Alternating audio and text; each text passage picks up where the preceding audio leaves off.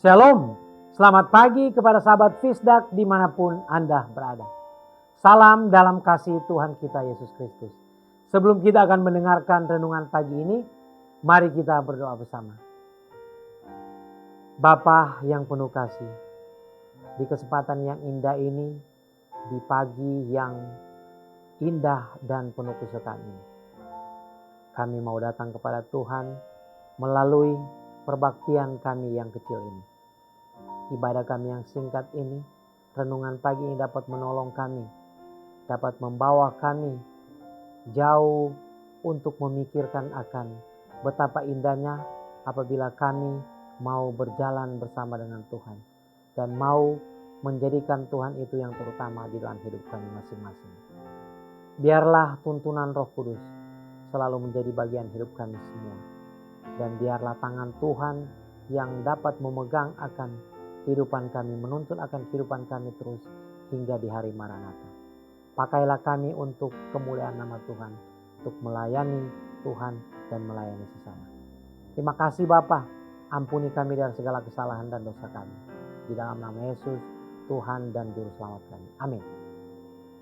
Renungan pagi hari ini, hari Jumat, tanggal 6 Agustus tahun 2021. Dengan judul, kita dibersihkan oleh darah Kristus. Tetapi jika kita hidup di dalam terang sama seperti Dia ada di dalam terang, maka kita beroleh persekutuan seorang dengan yang lain. Dan darah Kristus Yesus, anaknya itu menyucikan kita dari segala dosa. 1 Yohanes 1 ayat 7. Saudara-saudaraku yang kekasih, sebagian orang berbicara tentang zaman Yahudi sebagai periode tanpa Kristus, tanpa belas kasihan atau rahmat. Untuk itu berlaku kata-kata Kristus kepada orang Saduki. Kamu sesat, justru karena kamu tidak mengerti kitab suci maupun kuasa Allah. Periode pengetahuan Yahudi adalah salah satu manifestasi luar biasa dari kekuatan ilahi. Begitu mulia kemunculan kehadirannya sehingga tidak bisa ditanggung oleh manusia fana. Musa yang sangat disukai Allah berseru, "Aku sangat ketakutan dan sangat gemetar." Tapi Tuhan menguatkan dia untuk menanggung kemuliaan yang luar biasa ini. Dan untuk membawa dari gunung sebuah refleksi dari itu di wajahnya. Sehingga orang-orang tidak dapat memandangnya. Sistem pengorbanan itu sendiri dirancang oleh Kristus. Dan diberikan kepada Adam sebagai lambang dari juru selamat yang akan datang. Yang akan menanggung dosa dunia dan mati untuk penebusannya. Melalui Musa, Kristus memberikan arahan yang pasti kepada anak-anak Israel sehubungan dengan persembahan korban.